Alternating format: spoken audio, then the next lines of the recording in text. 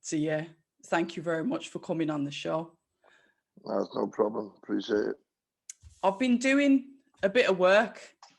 I'll tell you what, I've been up for a few hours looking at a little bit of your history. We're going to talk about what Pat Barrett's doing moving forward, because you're building up a nice stable of fighters. I've been looking at the likes of Adam Rasool. I think it is Connor Burton. They're twins, aren't they? Yeah, that's one, yeah. Are they related to Jose Burton by any chance? No, probably somewhere, probably down the line, but I don't know. Okay. Yeah. So, and then also Connor Ward is one of your new signings. But I'd just like to, touch on something about yourself, and I'll put this down to my ignorance. Obviously, I know that you were a boxer. You were the British and European light welterweight champion. I've been looking at some of your fights. We've got a record of 37 wins. Please correct me if I'm wrong. 28 of them by knockout, 1 draw and 4 losses in your professional career. Would you say that's about right? It's about right. Yeah. But what I didn't know is that you've been training for a very long time.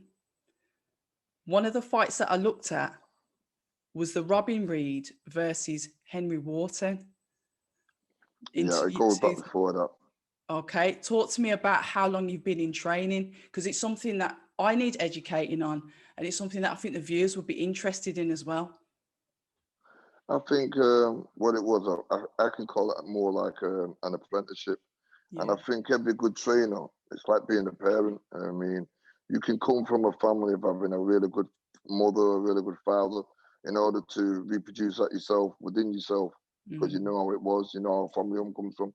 And I think when you've had a good trainer that's been alongside you and guided your career, and I mean, working alongside Brian, when he first gave me the first fight, he said to me to prepare for the title fight was Robin Reid against Nardiello, when he first won it over in Italy. Yes. And when Brian said that, I want you to train him for this fight, I was like, really? Do you think I can handle this kind of responsibility? Yeah. And he says, yeah, you could, because the main thing that you've got, Pat, that a lot of people don't have, is you've got the respect from the lads. Yeah, and they both look to you with that kind of thing. And I think without the respect, and you can get through to fighters. And all these things I've just realized about myself now, because I doubted myself and I questioned myself. And when Robbie Reid, I mean, I was more like regimental, where Brian was very nice. I had that kind of road mentality that I brought into the gym.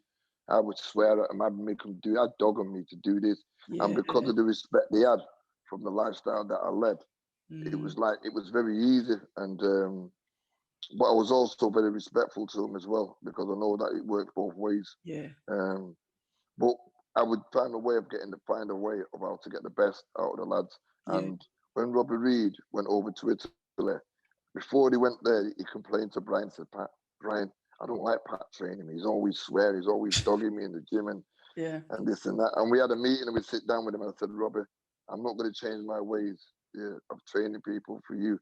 This is, me and Brian are 2 different types of trainers. Cut a story short, it worked. I trained him, I pushed him. He went over to Italy. He knocked out Nardiello. After that fight, he apologized to me and said, you know what, Pat, from now on, I'm going to listen to you. This is what I needed. I needed to be pushed. And at one time, I was questioning myself, thinking, am I doing this the right way? Yeah. And I realized we had like Brian Hughes. He was very calm, very placid. He would talk to you. If he didn't like what he was doing, he'd just look at you with a disgusted look and shake his head and walk away. And he'd make you feel like, wow, what have I done? Yeah. Okay. He had that way. Where I was the other way. I'd put it on you, in a really like hardcore way. Yeah. And a lot of people would either put up or shut up. Yeah. And it was just one of them. And it worked. And for this way, it went through the whole nation. Now, people were bringing fighters to me because it's what they needed, someone like me to kind of like put it on them. And Michael Jennings, I trained Michael Jennings for Takaloo. When Michael Jennings beat Takaloo, I pulled the game plan out for that. It goes on for Michael Jennings, Matty Hall when he knocked out Bradley Price, Tommy McDonough twice on 2 occasions. Yeah. When Who's now your amateur coach, isn't he? Yeah. And I really think with Tommy McDonough, he was one of the biggest punches that was underrated in boxing. And he really did do well. Do you know what I mean? Yeah. Another thing that I looked at was I watched a documentary when you went over to America. When Brian Hughes says, we want you've got some real potential here. You've got you've got a chance at a world title shot. Go over to America. I think it was one of Lennox Lewis's trainers. John Davenport. Yeah. God rest his soul now. Yeah, he passed away. Yeah. Rest in peace. That was a really, really good documentary and an insight into who you were when you were younger, the discipline that you showed, the fact that you went over there on your own, you got handed from one person to another, look after him, he's got this potential. You went out there and you proper knuckled down and got on with it, and you had some nice wins out there. How was that for you as such a young person to go out there? I don't know, you sort of left out on the limb and it's like fight or flight and you knuckled down. Talk to us about that. Mentally, I found it very hard. But I honestly believe that when you've got someone like Brian Hughes, you just don't want to let him down. And I feel that I'd let him down that many times in the past. When he said, look, Pat, if you want to do it, this is what you need to do. But I need you to get away from all these, he used to call them toe rags. I want you to get away from all these toe rags, he says, these so-called mates that are bringing you down. And, you've sacrificed enough for them and, get in trouble with the police and this and that. So I accepted it. I thought, okay, let's throw the dice. I'll go. I went over there. I met a friend of mine. I've become friends with a kid called Sid Van Der Poel, who fought Bernard Hopkins for the world title, super middleweight. Southpaw kid. And me and him, we used to just train so hard together. Yeah. I mean, don't get me wrong. There's another few other good kids on that camp, but we literally lived in this motel, okay? And at the back of the motel, they had a training camp built, right? And we literally would get up at 6 every morning in the freezing cold snow to do a 6-mile run, okay? And we would come back, and about 3 o'clock in the afternoon, we'd have to just get ready to go to this gym. And they used to have this heater on. It was 80 odd degrees in the gym, even though it was freezing cold outside. And the perseverance, to what I believe, that it did help me a lot. I missed home. And this is where a lot of people talk about camp. Yes. Yeah, there's nobody really nowadays. People say they had a good training camp for this fight, but the training camps where they're waking up at home, they're getting up, they're giving the kid a kiss on the cheek, they go to the gym, they're coming back. When all that's taken away from you, where you don't see your kids, you don't see your family, you're in total isolation, you're locked away, it sends you crazy. Yeah. It's what I had to do to prove a point to someone that meant a lot to me, and that was Brian Hughes. And it played its part, and anybody what does camp like that will be world champions. Yeah. Because mentally, it just keeps you focused on what you're doing. Yeah, because there's nothing else out there, is it? It's a strange place. No. And you're there for that purpose. Do you know what I mean? So it's looking back at that and your experience that you had in another country, because one of my big bugbears is that I feel like our British fighters need to be exposed to other countries. They want to be world champions. So I believe that they should get that world exposure if they don't have it in the Olympics. Do you think that helped you going out there and fighting people from another country as a Brit? Do you think that helped your boxing world experience? I'll tell you how it does help.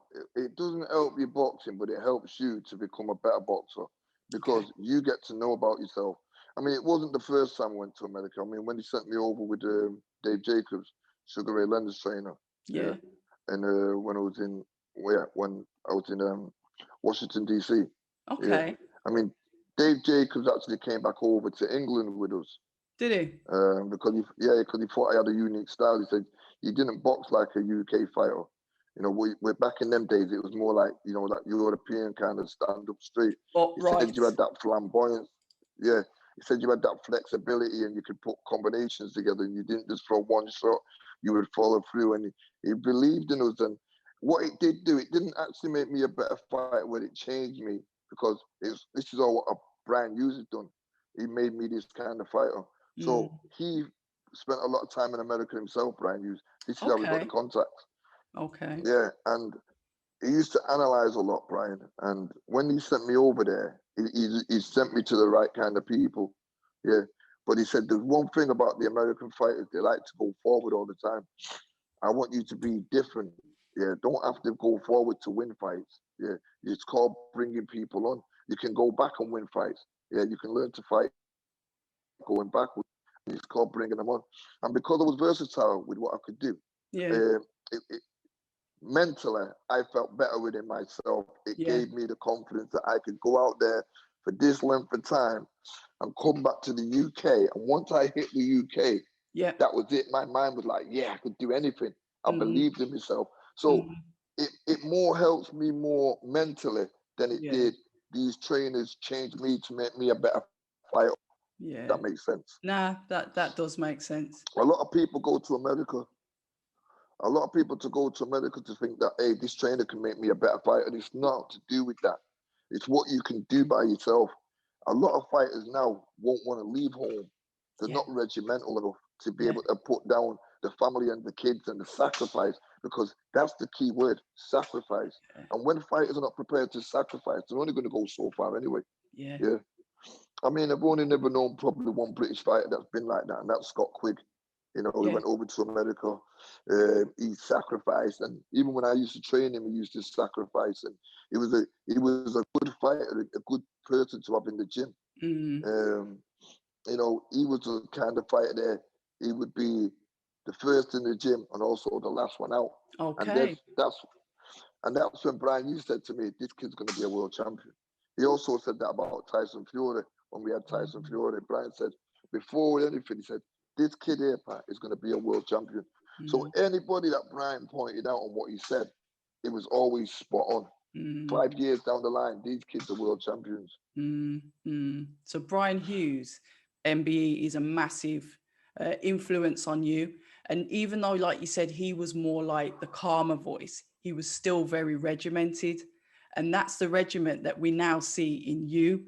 So it's like, you've taken that style, that discipline, that leaving the country, leaving everyone behind, getting up at 6, training again at 3, from freezing cold to hot, you know, to be able to adapt just like that, you know, that goal that you want to get to. And now you're bringing that back into training your fighters. So when you hung up the gloves for yourself, and then you say, okay, you know, I know boxing. Do you know what I mean? So it's like like I said, you've had that experience, you hung up your gloves, and it's like, okay, the torch now, I'm paying it forward. Because you could have said, oh yeah, I've done this, I've made my money. Yeah, see you later. Bye, Brian. Thanks for everything. But you didn't. What pulled you back in to say, okay, next generation now, I'm going to be part of this? You know what? It's mad, really, because I think it was, I went to jail for possession of a firearm. And Brian came to court for me. And even though he didn't have to do this, he made a remarkable speech. What happened when Brian Hughes, when I was arrested and was getting sentenced, you know, you need the character references kind of thing, you know, what kind of person I am. And Brian gave a very, very excellent account saying that, you know, how he fell into the wrong path of people, and he's not normally like this. Pat Barretts probably one of the most nicest people you could have possibly meet, and this and that, and his character would show, Since his mum passed away, I've been looking after him, and this is what happened. And this is how the judge was. The judge sat from being a really thingy to sitting there like this, and he took such a keen interest, and he didn't take his eyes off Brian Hughes. Okay. And he listened to what this man was saying, and he goes, "Unfortunately, Mr. Barrett, if I had the chance and it was down to me, you'd be walking through that door because of what this man said about you. But unfortunately, this carries a custodial sentence. Yeah. Now, because it carries a custodial sentence, I'm going to give you the maximum of what I can give you, and I'm going to give you 3.5 years. Yeah, and that's because you had a loaded gun." He said, "I'm going to give you a month for each bullet, so I've got 6 months. Yeah, and 3 years for the gun." So it was like, for me, it was like people were getting 6 years just for it being a loaded gun. Do you know what I mean? Up to 7 years and getting a year a bullet or something like that. Yeah. Because when I was in jail, people telling me, "Wow, you got a touch there, Pat. Wow, you've done really well." And I was like, wow, people telling me what you could have gotten, what they've known people to have. Yeah. And I really did thank Brian and love him for that, because I got 3.5 years, and I didn't do 3.5 years. I probably did about 2.5 years, if that. Yeah. Yeah. So once I did get there, it's kind of like some people can use jail as a place where they meet other criminals and they come out to be even more criminal oriented. I used it where I had that length of time to look at my life, to reevaluate what I want to do in life. Yeah. And I did use it well. And when I thought about everything that Brian did, and he came and visited me, Brian. He came to the jail and visited me. And I didn't want to see him. I didn't want him to see me like this, so I didn't really want no more visits of him. But one thing he did say to me, "Why don't you, when you get out of here, Patrick?" He used to always call me Patrick. He goes, "Why don't you come out here and help me with these kids?" Oh, think about it. And you know what? It's all I ever did think about when I was in jail. I planned my life out. Okay. You know what? This is what I'm going to do when I get out. Yeah. I came out of I moved away from Manchester and I moved to London, and I lived in Tottenham, and I met some of the best kids ever that did in Tottenham. Some of the wickedest man ever. And I still love them for them all. We still all connect now, and we still talk about the times that we met in Iron Apple and how I brought them to Manchester, looked after them in Liverpool. Yeah. But it was just a different way of life. And when I seen what I'd done, what I had achieved in my time, where I'm at now, where's my life going now? Where's this path going? Where's this journey going now? What am I going to do when I get out? Now I'm in jail. I'm going to come out to nothing. What am I going to do? Yeah. And you know what? I didn't came out to nothing. I came out to something. And I walked in the gym, and everybody was like glad to see me. It was like I was back home. Yeah. Yeah, and all the lads were doing extremely well, and that's when it kicked in. This is what I'm going to do. Yeah. And I helped Brian, and ever since from there, I never looked back. Yeah. I've only ever known one. I've only ever knew one man in boxing, and that was Brian Hughes. He was my trainer. He was my father figure. He was my mentor. He was someone who gave me belief in life. It was someone that believed in me to make me who I am today. Being the first champion to come out of that gym. And now it's like guiding my own fighters the same way he guided me. I'm Brian Hughes a million times with Pat Barrett, with what I know too. Life is a choice. I tell these kids, I'm not going to stop you and tell you what you can't do. Don't be this, don't be that. But life is about getting respect. And one way or another, even if you're going to be a bad man, you're going to do it that way. At least do it the correct way. You know what I mean? It's about respect, and it's about respecting people. You know what I mean? Because these kids today don't respect nobody, mate. Yeah, they don't respect nobody. It's like these kids are horrible. Yeah, you can't even talk to them without them telling you to go and do and all. They don't even want to listen to you. So I'm from a different era, me. Yeah, I hear that. But boxing, like you said, is home. And that is the place where, believe it or not, that's the safe place. That's the therapy. That's where the kids grow and develop. You said you had to find out who you were turning into, who you were becoming. And you seem to get that from what we've spoken about. You seem to get that when you're isolated. You've mentioned when you went over to America, isolated. Yeah, people were there, but they weren't your people. They weren't from over here. They were Americans. The second time, prison, isolated. Yeah, there's people in there, but they're not your people. And it's like those two, they're almost like pivotal turning points. And it's what's helped develop you into the coach, the mentor, the trainer, who you are today. And Jim is You know home. what? You know what? It's funny you just said that, because you see this lockdown period, everyone was Yes. complaining, we can't Yes. make money, we can't do this, it's killing us, Come and it's on. this and that.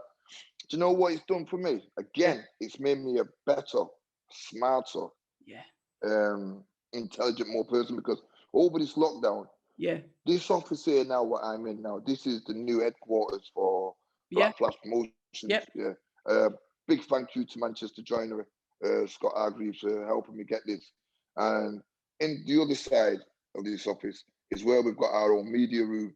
Okay, Okay. it's where we do our own filming. So this is where we've got the Black Flash channel as well. So when we put in the boxing shows on, we've got our own little camera team. When we also promote these fighters as well when we Right. sign them, because they're all starting like me. They haven't got nothing.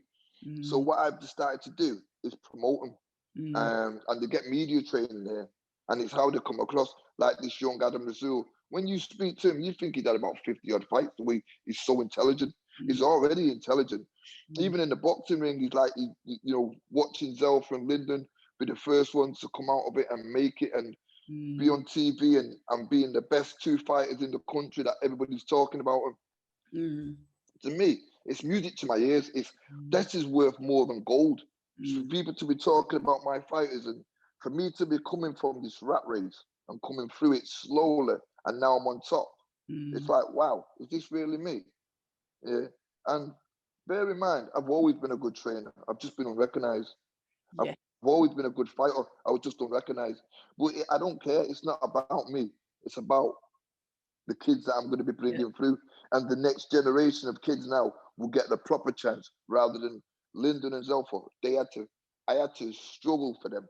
But now people trust and believe in what I'm saying because the proof's in the pudding. But Mm. these kids will still start from the bottom. Yeah. They'll start on all the small law shows. They'll weigh in on the day. They'll know all the hard work of what it is to get Yeah. to the top. Forget about the success that we've had. Yeah. Yeah. And where we're at now. That don't mean absolutely naff all to me. Yeah. You know Yeah. what I mean? Yeah. But it's like you're paving a way for an easier journey. The graft is always going to have to be there because you either want it or you don't. But because of the hard graft that you've put in, yeah, you've been, like you said, you've been training people for a very long time. However, you came to a lot of people's eyesight with, I think it was the Lyndon Arthur versus Dex Spellman, the BT Sport, the lockdown fights, the fights where we were starting to see faces that we weren't necessarily seeing before. I'll openly admit I'm a heavyweight fan. So that is where my eyes are usually on the heavyweights. But I saw the Dex Spellman fight, and then my eyes were drawn to you. And they were drawn to you because the post fight presser with the fight that you were going to have next with ArthurYarde, you said something that I strongly believe in. You said, I ain't watching what Yard's doing. It's trainer v trainer. I remember that and I thought, here we go. This is trainer v trainer. And it's something that I've said, if you want to understand the fighter, you have to understand the trainer. Because I believe when you watch certain trainers, even though all their fighters are different, there'll be certain traits that you'll be able to see across all the fighters. You mentioned words like, I've written it down, strategy, game plans, and studying. A lot of people say, oh, I don't study my opponents. But you openly said, this is what we do. We have a plan, we stick to it. You've got your ABCs, and it's trainer v trainer. And that stood out to me. You also said it's a game of snakes and ladders, which is another thing that I also agree with. Because, you know, when everyone talks about levels, oh, I'm up here, I'm at the top. Well, if you're saying you're at the top, you're giving yourself a limit. I like to call it stages. We're on a conveyor belt. And as we go along, we pick up things. They're gifts, aren't they? We can choose to keep them, or we can bin them off and say, I ain't interested. Going through those stages, picking up all that experience, paying it forward into your fighters, to me, it's priceless. But where did your mindset come from to have that type of training mentality? Because I'm interested in how a trainer's mindset works. I'm going to tell you that now. It's called experience, because no trainer will ever come close to me. And I don't mean that in no disrespectful way. I mean, it's just the lifestyle that I've lived. I'm putting everything together, putting it all in a pot. Yeah. I've had a shit life. I've had a good life. I don't complain about it. I've created it. Everywhere, every area I'd gone to from being a kid, from back in the day. London, not many men go from Manchester to London and make it come out triumphantly. Like, I got respect of these men. These men I'm bringing bare man, London man down to Manchester, and I'm ousting them, and I've got my own little clique. Yeah, I've gone to Liverpool. I met one of my best mates, Wayne Smith. Yeah, who put us all up. So I took him for. So this kind of thing, comes from going to America on my own. There you go. Knowing what I can do here by myself, going to jail, first time ever been sentenced, and being the top guy in jail. Now, I don't mean a top guy like where I'm a bad man, but more respect. Yeah, because I was based in London, so people knew me through being in Tottenham, meeting a load of London man there, being this man from Manchester, being humble. I just did my jail sentence behind my door. Yeah. I wasn't interested about getting a job, doing this, doing that. When the officer came to me and said, Barrett, this is a working prison, I said, I didn't ask to come here. I'm just in prison. I'm not here to work. I'm here to do my bird. Just leave me alone. That was it. All I did is watch Coronation Street, Emmerdale, all the soaps. That was it. They left me. Yeah. And everyone thought I was crazy because I just did it behind my door. Yeah. And when you can do that and you can be out here, this kind of life is so easy. It's like, look at Lyndon then. Yeah. He boxed Emmanuel the first time he ever did a 12-rounder. Yeah. He had a hard 12-rounder because he was thinking it was going to be what it was, hard. Yeah. He made it hard on himself. Okay. When we went home and we spoke, and we sat down to Lyndon, you trained hard for 12 rounds, son. You can do 12 rounds easy. You made that 12 rounds hard because you're trying to conserve yourself to the last round. But then that can also cost you a fight. There was a lot of things that people don't realize. And I said to him, look, Lyndon, anyway, cut about that. He understood. The second time he did a 12-rounder, you know what he said to me, got out the ring, go, Pat, I can do 12 rounds easy. I said, Lyndon, you could do 12 rounds easy anyway, son. It's about what you believe. Yeah. And watch what he did when he did Spellman. He showed great boxing, great defense, great movement. Everyone might have found it boring, but watch what he did. He learned from the Emmanuel fight. Yeah. And then he learned to the Spellman fight. So when he come to the third fight, who apparently was meant to be the toughest fight of his whole career, he made it the easiest fight. Yeah. All because he had them 2 fights of learning experience. Yeah. And that's what made him right there. So when he boxed Anthony, so what I'm trying to say, someone said to me, is Lyndon ready for the world title fight? My answer to that was, yeah, but I'm not going to make him fight a world title fight, even if it come to me. Why would you not? Because he's still learning. Well, is this champion? Is that champion? No, listen to me. If Lyndon said to me, Pat, I want to fight for the world title, I said, you'll do it without me. Yeah, because when Lyndon fights for the world title, he's going to win it. And when he wins it, he's going to defend it, and he's going to defend it, and he's going to keep on being what's missing today. This is what's missing with boxers today, lack of experience. People look on how good they are now, but don't look on how good they're going to be in years to come. Yeah. Yeah.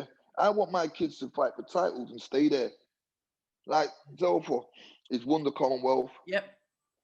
He's defended it 2 times. Yeah. Let's move him on now to the next championship. Yeah. Because he's proved that he's the best in the Commonwealth, and he's proved that he's not just won the title and effed it off and then gone to another one. He's done the creditable thing and defended it, just like me. I won the European. I defended it 3-4 times. Yep. Yeah. And I knew I was ready for the world title because you proved yourself. Once you win titles, you defend titles. Yeah. That's the aim of the game. Yeah. Then you move on to the next one to see if you can win and defend that one. Once you win that one, you defend it. Then you move on because you're believing in yourself, not nobody else. It takes you to believe in you. Like Lyndon learned a lot about himself. Like Zelfa learned a lot about himself. And like these young kids that I've got will learn a lot about themselves. Yeah. Because what I'm saying is true and it makes sense. And if it don't make sense, it don't make pence. So you're not going to make nothing from it. Yeah, fair enough. If it don't make sense, it don't make pence. I think I'm going to use that one.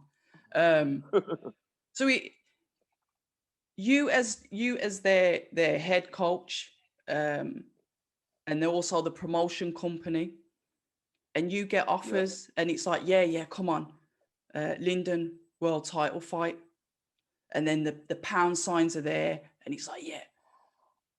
How do you then discipline your fighters to say, look, you're going to get offered loads of carrots, everything's going to be glittery and gold, but like you said, you need that experience. Yeah, it's lovely that people think that you're good enough to go for a world title, but no. How do you then like fence off from the people that are giving the offers and then telling your fighters, look, we ain't ready yet? How do you deal with that? Because it's sort of like you're in the middle, pressure from there, and possible, oh, come on, I want to do this from your fighters. How do you deal with that? It's all about trust, really. It's a trust thing. And if they trust and believe in you, bear in mind, from where they've took them to where they are now, they've done this through listening. And the minute they stop listening, then they're on a slippery slope. Because the minute I stopped listening to Brian Hughes and started looking at, hey, all these people are my friends, which they're not, all these clubs I can go in and opening doors for me. Yeah. All this lifestyle that I suddenly got, what I didn't have before, became amazing. It became like bees to a flower. Yeah. You know what I mean? It became like a bear to honey. You know, I was loving the sweetness. Yeah. And when I realized now, I think, what was I doing? And if you ask me, do I have any regrets? I'd say no, I don't have no regrets. But I would do things slightly different.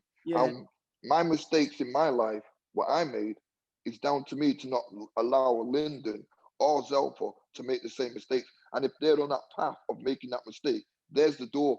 Do it by yourself. Because you're not going to corrupt these other fighters that I've got coming. And if they don't want to listen to me, there's the door. I don't get mad no more. I don't get angry. I don't swear. I don't even have to be in. I can be like Brian Hughes now. Just be disappointed. But my disappointment is you don't sack me. I sack you. Yeah. All these fighters that have come into my gym and had all this and left and gone somewhere else, they've never really done anything with themselves because they can't handle the mentality of my way of training. It's so hard trying to, like, they can't. Look, you've got all these fighters now. It's just about Instagram. It's just about social media. It's just about, if you're using social media, use it to sell yourself, sell tickets, you know what I mean, promote yourself in the right way, help you with your boxing career. I'm more for that because it's changed. If I had half of this in my day, it would have been easy for me. You know what I mean? But don't use it to be a mug. And a lot of them are just like, look at me, this is what I've got. And I just find that a load of rubbish. You know what I mean? If I watch fighters today and I watch people on social media and I could look at who they are and how they are, I would have beat them even more. Because it would have told me everything about them. I would have read the mindset. I would have read the personality. I would have read the character. I would have been like, you know what, this kid's getting... I would have gone down to the betting office and put a bet on myself and said, I'm going to knock this kid out in 2 rounds. Yeah, because I know how he is. No, seriously, you can read people how they are on social media. Yeah. Do you know what I mean? You know, you can be yourself and you can be real. And if I see someone being themselves and being real, I'd be like, nah, you know what? This cat is too much to deal with. Do you know what I mean? Yeah, the era of the Instagram boxer. Yeah, you know, listen, I'm not slating anybody or anything. Everybody's different. It's just like I said, you know, call me a bit prehistoric. This is before my time. You know what I mean? Look how long it took us to do this Zoom thing before. You know what I mean? It wasn't like no straightforward thing, but we're here. No, I totally respect that. And it seems like you've got a few, well, you are old school, but the old school works because the discipline is there. You're not a yes man. You will tell your fighters, we'll do it this way. I've had the experience. You haven't. There's sort of like a parenting kind of style. You protect your fighters. You want them to do all right. It's selfless. It's not about you. It's about making sure they get to where they need to get to safely. Yeah, that's more the point. It ain't Yeah, about me, yeah, because most trainers that are box on the high level, yeah, I want you to do what I. No, it's not. All I'm trying to say to them, I'm using my experience. You're right. My yeah, experience, meaning I know what boxing wants today. They're yeah, looking for superstars. How are you going to be a superstar?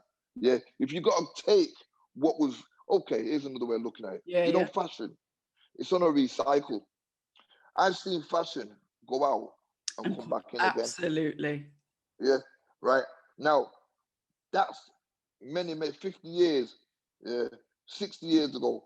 Drain pipes, big collar shirts, all this kind of stuff. It's like, so it's been recycled. Yeah. So it's like Jurassic Park, dinosaurs have become extinct. Mm, Yeah. And again, I'll usually say it again. If I could open a museum and bring in live dinosaurs, could you imagine how much money I could make? yeah, yeah, So it's the same with old time boxing. If you can bring a new bit of old time boxing into a modern era, you mm, can make it look really great. Look at Mike Tyson, for instance. yeah, Yeah, everybody loved Mike Tyson, yeah, but yeah. he had that touch to that throwback old time kind of style Mm, because of Costamato. yep, Yeah, yep, and if people are talking about my two fighters, how great they are, like Zelfa and Lyndon. I yeah, yeah, mean, yeah, Lyndon's got that old time kind of style of fighting, that side on, flip the jab, yeah. works I behind the love jab. that. Do you know what I mean? Yeah, Yeah. yeah. But I saw that same style in Robin because I was looking, going back to the Robin Reid fight with Wharton. The Yeah. final statistics in that fight. I was looking at round 12. Yeah, the final statistics were punches thrown 434. This is Reid. Yeah, landed 230. So a percentage rate of 52%. Yeah. So we go on to Wharton, 555. So that's 555 compared to the 434. But out of them, how much did he land? 191 compared to the 230 by Reid, therefore equating to a 34% ratio. So everyone's talking about what you can see and it looks like you're throwing more shots. But look at the statistics. Reid threw a lot less, but they were more accurate. They were landing, more of them were landing. And that's the style that I saw from the Reid fight. And then we move forward to the fight with Zelfa Lyndon Arthur. and then Lyndon Arthur. The side on, the jab, being able to execute it properly. I saw that from Reid to Arthur. So you can see the comparison. So I thought, okay, I'm going to go back. So I'll watch your fight, your American fight. I saw the same thing.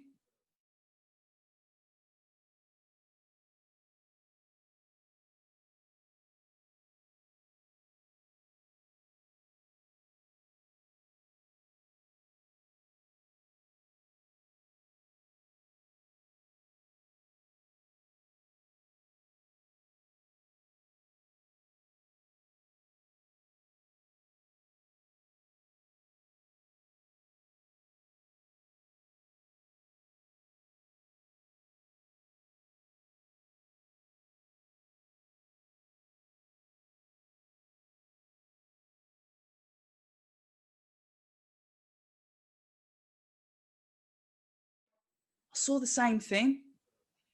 So you can see this the What basic, it is, but the important basics are there throughout the generations of the fighters. And it's a legacy in it. It's a yeah, legacy. It's a yeah, legacy. Yeah, and it's like it's like your grandma teaching you how yeah, to cook, and it's in the absolutely. family. It's a tradition. Yeah, It's a it's like what the tradition. monks. Yeah, it's like what the monks do. Yeah, they've got this old time tradition that it just carries on. Yeah, It doesn't go out of fashion, yeah, and hopefully one day somebody will take over this legacy and this tradition that I've mm, took from Brian Hughes, and they'll add their own into it, and yeah, hopefully be able to repeat the same kind of thing. But yeah, it, you know, I won't go into it and say why I'm a good trainer, what makes me a good trainer, and anything else, because I'm not everybody's cup of tea. Some people might think, no, he's rubbish him. I don't like the way he does this and he doesn't like that.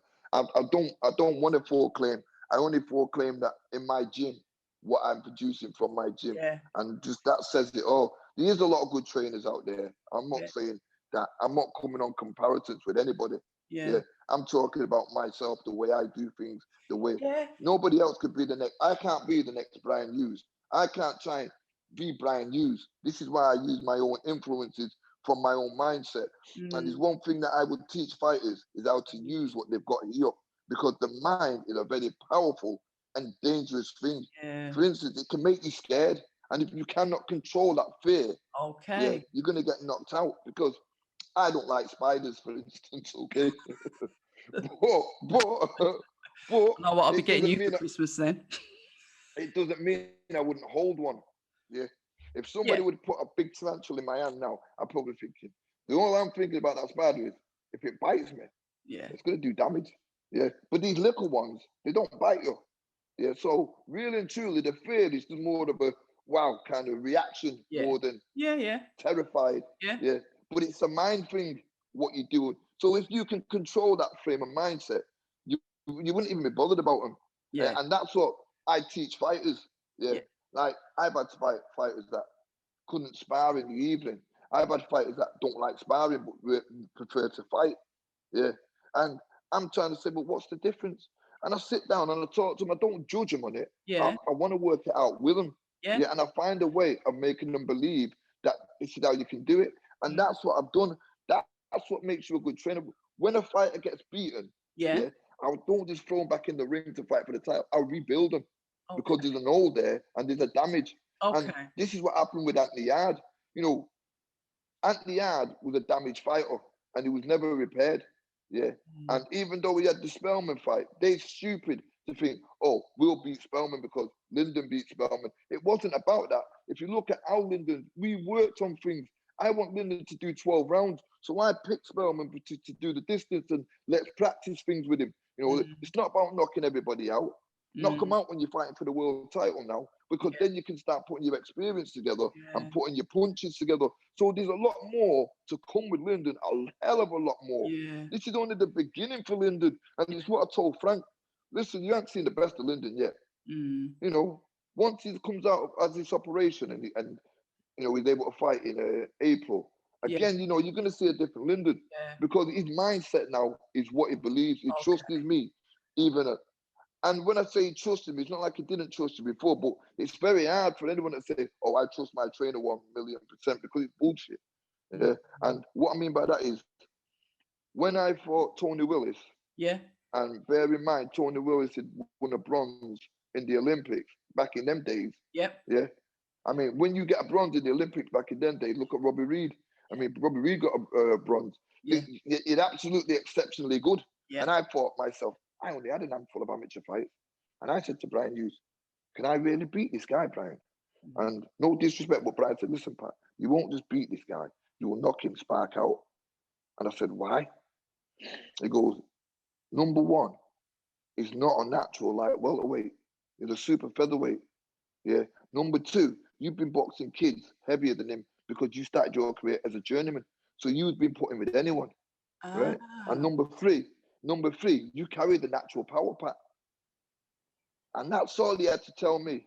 And I only had a week and a half notice to fight this guy. Serious? Yeah, I was a last minute. Yeah, I was a last minute replacement to fight Tony Willis. Yeah. He was looking for an opponent, so they picked someone in the top 10s, which I just knocked out a kid called Sugar Jibberoo. Yes, I've seen that one. I read that about that. Defending the central area. So it put me straight away, boom, into the finger.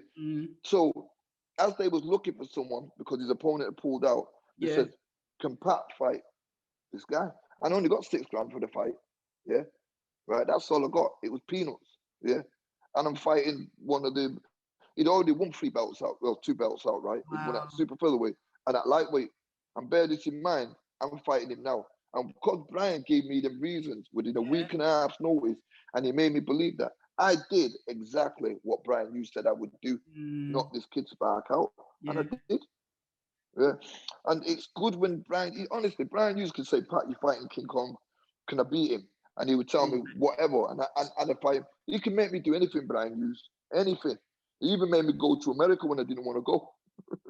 But that's the trust that you have in him, which is really important between a trainer, a coach, and his fighter. And I did see that when you were in the corner with Lyndon and the advice you were giving him. And I saw him look at you, how a son would look at his father to say, is it okay for me to go now? That's what I saw. He is listening to what you're saying.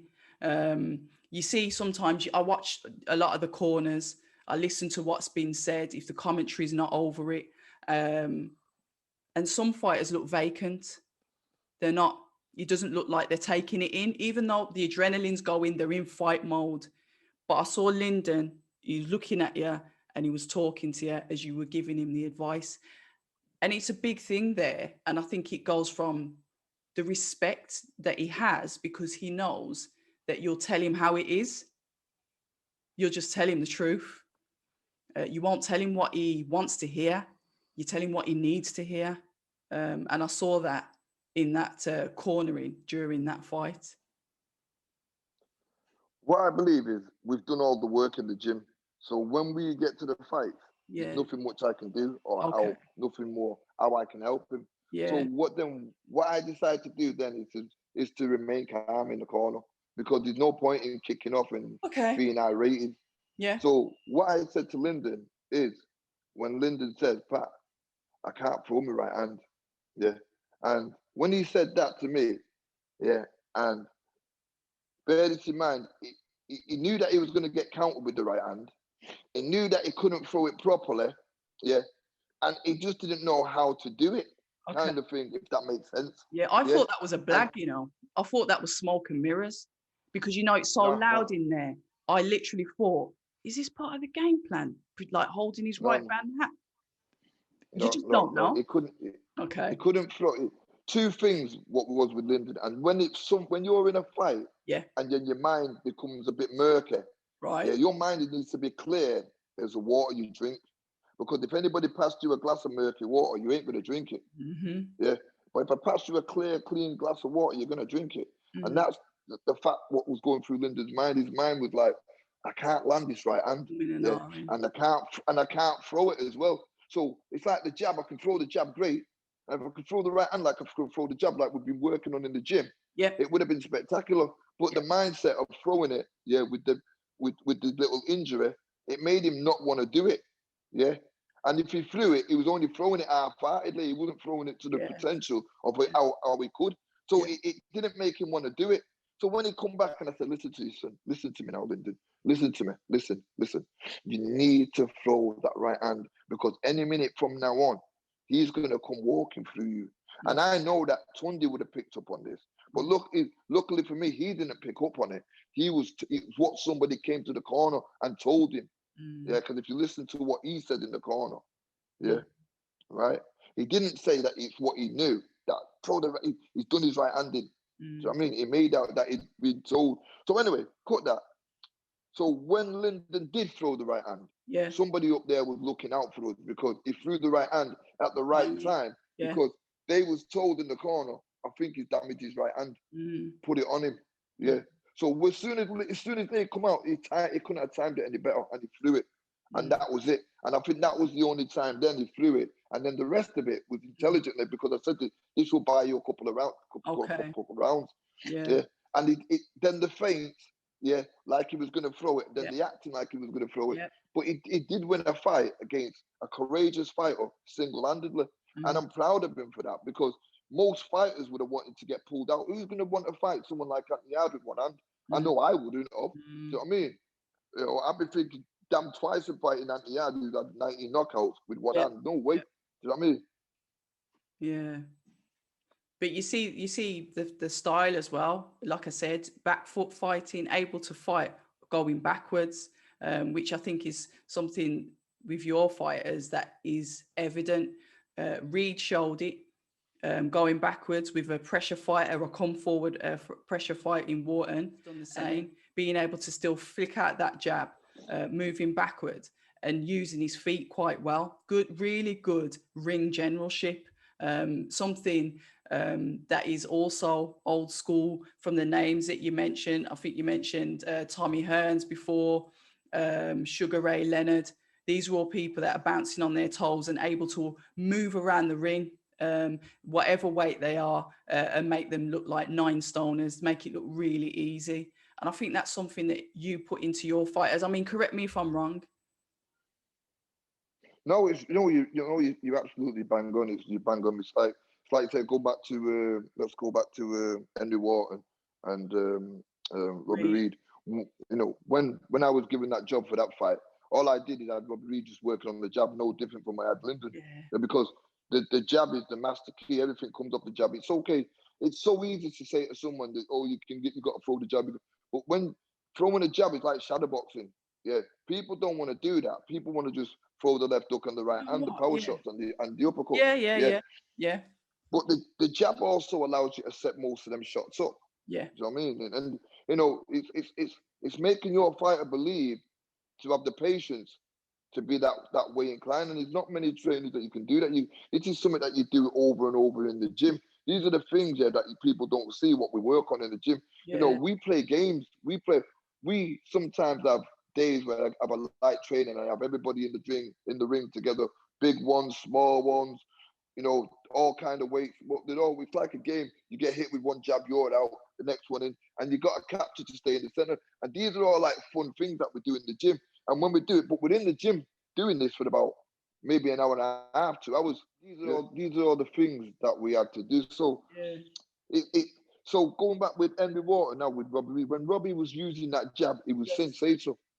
And you know what, Robbie Reid come back to the corner and said, Pat, basically what he's saying, he's making the fight easier. Can I let two hands go and do this and take more chances? I said, Robbie, don't write Henry Wharton off. Let's just go for the win. Let's stay being intelligent. If he walks onto a shot, then finish him.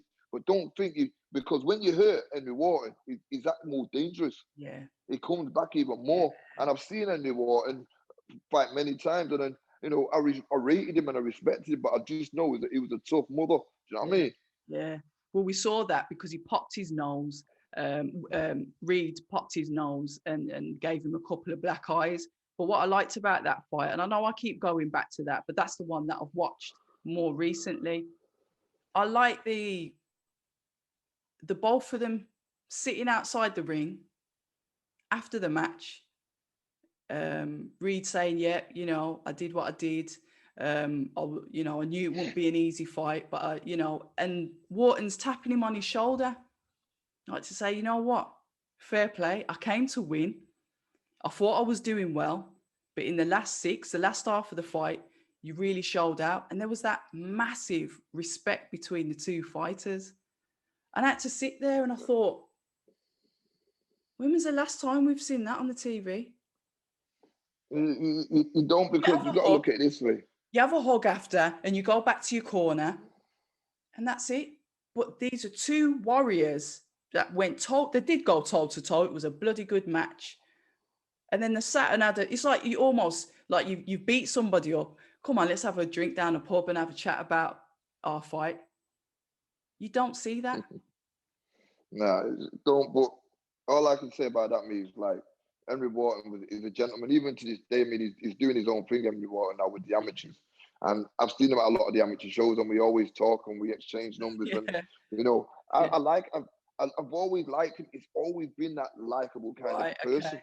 Yeah. You know what I mean, he's respectful. He's decent in this way. I wish him all the best with what he's doing. He's got a good heavyweight himself. I think that won the ABAs, and honestly, I like everything what he's doing. Yeah, it was refreshing. It was an old school fight that was very refreshing to watch. But I know we could sit here and we could, talk about the past, because I feel like I'm in a history book now talking to you. I'm getting loads and loads of information, stuff I didn't know. But we're going to move on to what you're doing now, Black Flash Promotions. You mentioned that you're going to be setting up your own YouTube channel. You mentioned about your media room. Talk to us about that. I mean, setting that up is not because all I want to do is, what I realize is, It's like we've got your big promoters, like you've got your Eddie Hearn, you've got your Frank Warren, and you've got all these big and I honestly believe, right? I mean, you can't just take, like, for instance, I've got Adam Rasul. Yes. Without take to Frank Warren, because I think Frank Warren is the promoter for me because I worked with him as he got me my world title, and from there I've got a friendship with someone that I trust. So I've got Adam Rasul now, who's only had 26 amateur fights. Yeah. Now out of them 26 amateur fights, it's not like he won 26. He lost probably half of them. And people would say, why would you turn him pro, Pat? He lost half of them because of his style that he's got. Okay. He's one of them, where you're gonna think, wow, this kid is something different. Because in the pro game, I mean, I had him doing a bit of sparring with that Leon Woodstock just to see how he would do. I think they only gave him 3 rounds, and I gave Conor Burton 3 rounds, and Zelfa did 6 rounds. But the fact to see how they were, they didn't, they boxed really good. Even though they only did 3 rounds, it was just to look at them how they go and feel about being in with a pro like that. Yeah. And I can see their future being exceptionally really, really good. Yeah. Adam Rasul is a very strong, patient fighter, and he's at flatline. He just keeps going at this one level. Okay. But it's like you're doing 20 rounds with him because he's moving his head. He's that jab's constant, and it's not the fastest jab, but it's a persistent jab. Yeah. And it's like, it's excitement, because when I'm looking at him, I'm just looking at his future, and I'm excited. And it's the same with Conor Burton. He come from a different gym, and he's turned pro with me. He's had 3 pro fights on my shows under me, and he's won them all. And he's another one, super bantamweight, but he's boxing at featherweight for now. But you can see he's going to be exceptionally really good switch hitter, good style, good mover, thinking a lot now, more calculated. When I watch what they've learned from being in our gym, it's great. Conor Ward, for me, he's gonna be an handful at lightweight. Yeah, he's awesome. Yeah. And I'm teaching him how to punch correctly, because he kind of like reaches out. Yeah. But now he's starting to put his body behind his shot. So basically, what I do is I enjoy watching them change. I enjoy the moments of watching them develop. And people think it's all about the pad work. It's not. A fighter can learn just as much on the bag as they can on the pads, because on the pads, you're forgetting, you're working to a routine, where on the bags, you've got to use your own intelligence. And especially when you've got me with a chair, sitting there, staring at you, I'm picking at everything. So the mindset can't drop. If I walked away in the boxing ring with Zelfa, their level of training would be different. But when I'm sitting there putting pressure on them mentally, they've got to maintain that highness. So when they're thinking they're coming into the next round, what we're going to do now, they can't keep repeating the same thing, because that's what all the other fighters do. That's why it makes it easier to beat fighters, because they don't know about levels, they don't know how to change gears, they don't know how to do things differently when a fight's not going right. How do we change it? Do you know what I mean? They don't know about things like that. Yeah, I've seen you sat on the chair staring at him, and I thought, oh, talk about pressure, for that fighter. But speaking about Adam Rasul, I watched an interview with him, and it was Tommy Dix as his mentor. What a lovely chap. What a lovely man. Oh, I love Tommy He Dix. spoke. I love him. And he said, he's absolutely brilliant. Yeah, he's so softly spoken. And he said, when he sees people like Adam Rasul, it's a reflection on the club, and that they give the boys in that club confidence, because he's all about the reputation, the respect, he's old school as well. And he said, there's a difference between boxing trainers and teachers. Well, do you know what? I can listen to Tommy Dix all day long, because it's people like that used to come in the gym with around Brian Hughes. Yeah. And when Tommy used to come in with talk to Brian, he used to. I was boxing pro then at the time, and he used to, all the talks I used to have with Tommy Dix. So for me to be seeing him now, and the compliments that he gives us now, it's amazing. Yeah. And it's people like Tommy Dix that what make me thrive. Nobody else can make me thrive. I need experience to talk to me. People that have been there before me that can tell me stories. And there isn't anybody really that can tell me stories, because I feel like I mean, it's been a decade now since they've been took over Collyhurst and Moston with Tommy McDonough. That's how long it is. And in that decade, it's what we've done. We brought the gym back. Yeah, yeah. Because you've also got Niall McIntosh as well. He's an English youth 2019 champion, middleweight. Yeah, yeah. Again, I mean, this is our own fighters that's come from downstairs to come upstairs now. I mean, I honestly believe that it's not for me when the kids box for England, because they teach them a different way than what I teach them. Now, with McIntosh, he spent that much time on these youth boxing for England that his style's totally changed. And now I've got to try and resurrect him back to how I want him to be. They did that with Lyndon Arthur. Right. You know what I mean? Yeah. I mean, you know, I've got to now resurrect how they should be, that flamboyant, nice and loose, you know what I mean, style, and getting it back, moving from the waist. Yeah. You know what I mean? And even though every fight is different, we all have the basics. Yeah. And that's another thing I was going to go into, because you said that you don't, you know, you can't treat all fighters as the same. And it's about, I don't know, how do you've got a fighter, you see that they've got, you know, potential, that, you know, they're amateur, they're looking to turn over pro. Like you said, they might have come from another gym. There's certain, you know, jigging that you've got to do to their style. But are you one of these trainers that will try and change who they are as a fighter completely? Or do you Stop me there. No, stop me there. No, I never ever try and change a fighter. I look at what they've got and I try and make them better with what they've got. Yeah. I never change them because I used to. What Brian told me, he said, you have to analyze. That's the word. He said you have to analyze each an individual fighter that you have. Yeah. Like Lyndon can't be Zelfa. Connor can't be Zelfa. This to that. So the one thing that I would teach, like what the Kronk used to teach, is the basics. And the basic is a good left jab, a good 1-2, and a masterful defense. Yeah, that's what I would teach. Yeah, and they're the thing, because when you go into a boxing gym, the first thing what you do is hit the bag. Yeah, but if the trainer slaps you in the face, you wouldn't have a clue. You know what? You wouldn't know how to defend it. This is what we need to hear. Defense is the best offense, isn't it? And it's about teaching your fighters how to defend. You've hit the nail on the head here. And this is the key to that. Come because on. the key to that is a fighter needs to have confidence into trying that defense. Nobody wants to get hit in the ring. This is why a lot of fighters like to go backwards rather than going forward. As Brian told me, you can walk a man down behind a good defense. Yeah.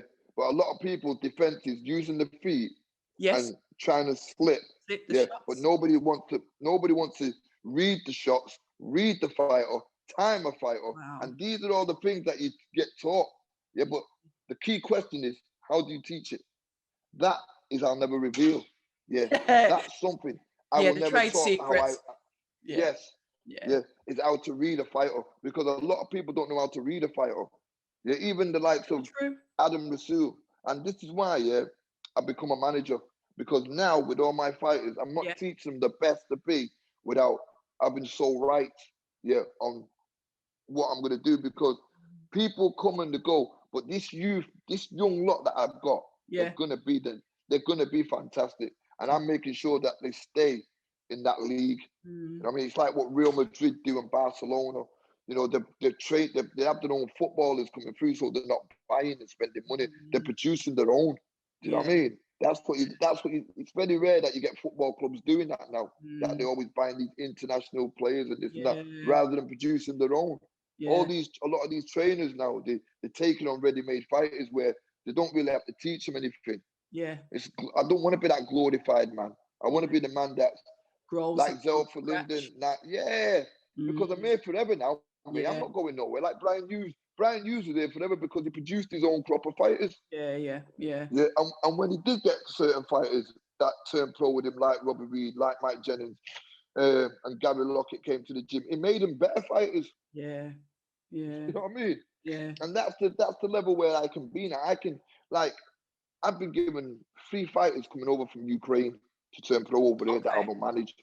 And there are exceptionally pedigree on them is absolutely world class amateur boxing level. Yeah, right. I'm just waiting to do this transaction with these now and bring these over. Yeah. And again, I'm sitting talking with Frank about them. I want to make sure that I've got something to do with them before I bring them. Yeah. Do you know what I mean? No broken dream. And no. So this is the level where I'm at now. I can say I proved myself. So yeah, I can take on fighters. But bear this in mind, most of these fighters that are coming, they're coming to turn pro with us. I've been contacted by a kid from over in Belfast that seems very, very good. A good Irish kid, won everything of the, and he's only a young kid, and he contacted me, wanted some advice about turning pro, a direction. And I said, look, I'm not going to give you a direction, because the only direction I would be giving you would be myself. Yeah. And if there's anything I can help you with and you want to turn pro, then my ears are yours. You know what I mean? And he's excited. He's going to come over in a few weeks and I'll sit down and talk to him. So things are really progressing for me in so many ways. Yeah, yeah. How many fighters are you hoping to have in your stable then at pro level? No, I'm not going to get that greedy. No. I'm not going to get carried away with it. Yeah. The ones that I've got, and the ready-made fighters that will come that don't need much. Yeah, that's about it. All in total, I'll probably have about 10. Yeah. And with the helps of one of the ex-boxers that I used to train, Sean Mulligan, who's on board as a trainer, getting his license. And obviously it helps. I don't need more. I don't need 10 trainers in the gym. I'd rather have someone that I've grown with, that I've known from being a kid and helping me in the gym.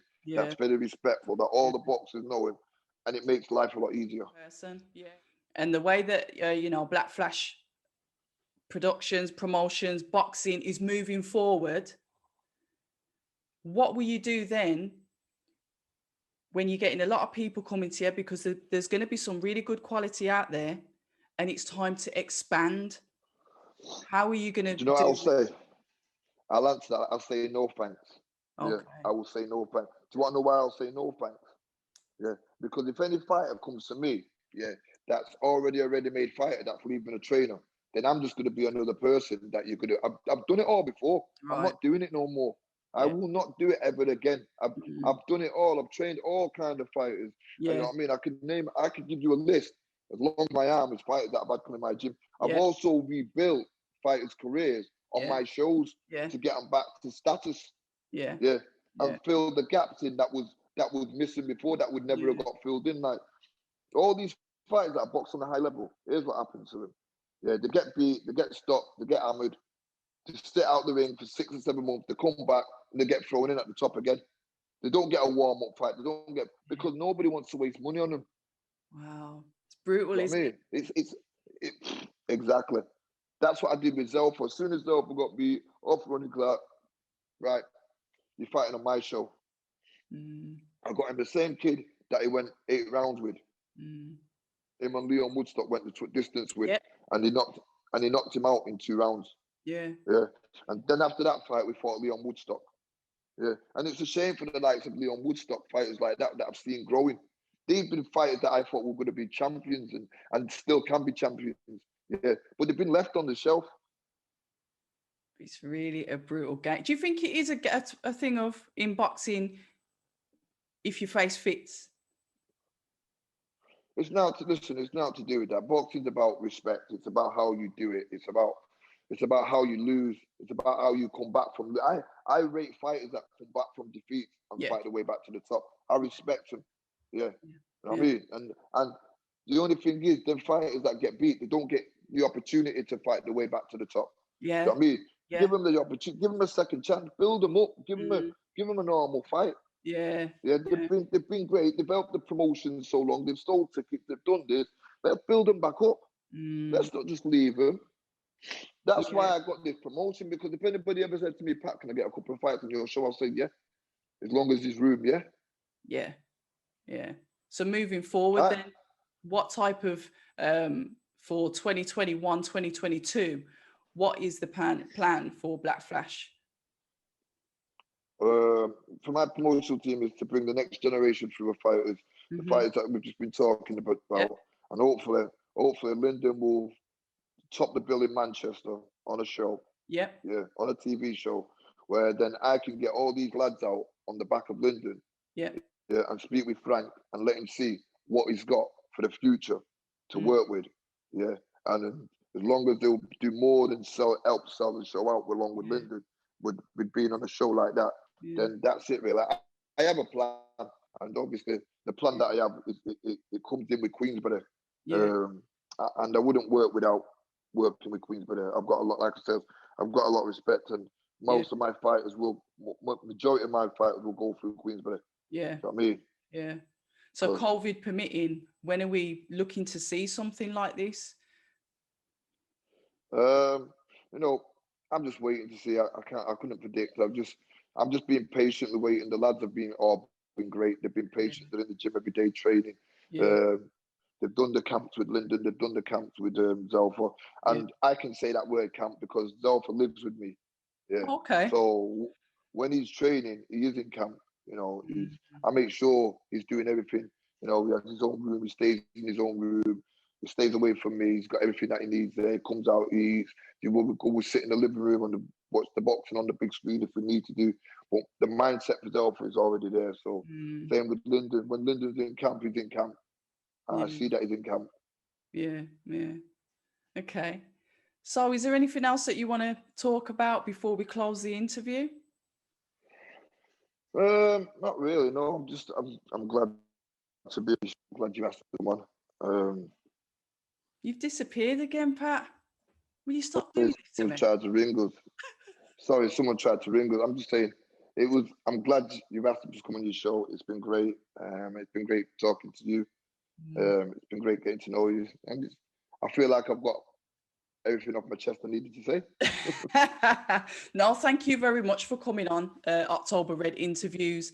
You know, it's a baby show. I'm working on my own grassroots, getting out there and trying to speak to people like yourselves that are experienced in the game. I have a motto, I have a couple of them. One of them is stay ready, which is something that you've demonstrated, having a week and a half notice for a fight. I think that's a strong one. And, you've just got to keep moving forward. And every day is a school day. You never stop learning. So thank you very much for giving me this opportunity. I really do appreciate it. And I hope to speak to you soon. No, I'm going to say one thing. Thank you. And I'll tell you this now, out of a lot of people that I've ever spoke to, you've got to be one of the best. Oh, thank you. Because you're very knowledgeable, and, don't take this the wrong way. As a female interviewer, you know your boxing and you pick up of everything, and you definitely do your own work on the people that you're interviewing. Yeah, thank you very much. Thank you. I'm blushing in Zoom. No, I appreciate it. Thank you.